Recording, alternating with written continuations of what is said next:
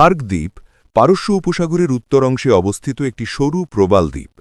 Iran, যুক্তরাষ্ট্র এবং ইসরায়েলকে ঘিরে চলমান উত্তেজনার প্রেক্ষাপটে এটি বিশ্বের অন্যতম গুরুত্বপূর্ণ কৌশলগত স্থানে পরিণত হয়েছে, কারণ এই দ্বীপটি ইরানের তেল রপ্তানির প্রধান কেন্দ্র এবং স্ট্রেইট অব হরমুজের নিরাপত্তার সঙ্গে সরাসরি সম্পর্কিত। মাত্র প্রায় ৫ মাইল লম্বা হলেও এই দ্বীপটি ইরানের অপরিশোধিত তেল রপ্তানির প্রধান কেন্দ্র হিসেবে কাজ করে এবং স্ট্রেইট অব হরমুজের আশপাশে সামরিক স্থাপনাও এখানে রয়েছে। সম্প্রতি যুক্তরাষ্ট্র দ্বীপটির সামরিক অবকাঠামো লক্ষ্য করে হামলা চালালেও তেল স্থাপনাগুলো ইচ্ছাকৃতভাবে অক্ষত রেখেছে।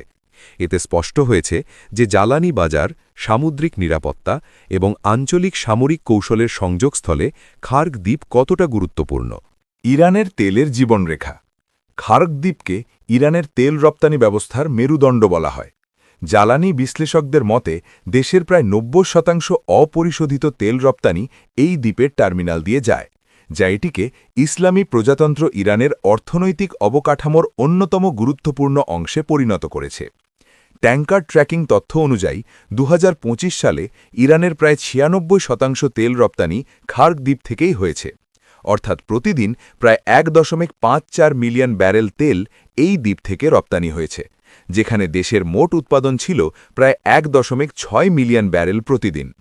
খার্গ দ্বীপের অবকাঠামো ইরানের অন্যান্য তেল রপ্তানি কেন্দ্রের তুলনায় অনেক বড়। দ্বীপটির লোডিং টার্মিনালগুলো মূলত প্রতিদিন প্রায় ৭ মিলিয়ন ব্যারেল তেল লোড করার সক্ষমতা নিয়ে তৈরি করা হয়েছিল এবং একসঙ্গে ৮ বা ৯টি সুপার ট্যাঙ্কারে তেল ভরতে পারে।